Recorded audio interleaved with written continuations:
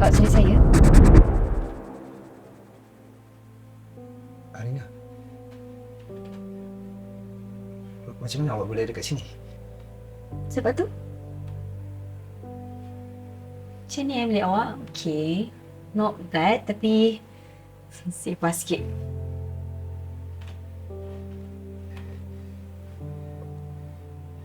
Ria,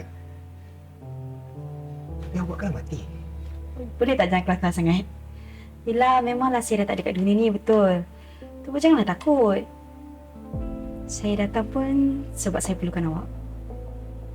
Awak perlukan saya? Ya. Awak sendiri yang kata kalau saya perlukan awak, just cari and awak akan ada dengan saya. Kan? So, saya perlukan awak. Jap. Saya nak tanya awak ni. Betul ke saya pernah datang dalam mimpi awak? Tapi saya kan tak kenal awak. Yes. Awak pernah jumpa saya dalam mimpi.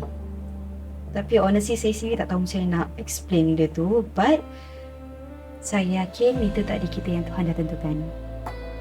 Itulah sayang. Kita memang tak boleh hidup sama-sama kan? Jap.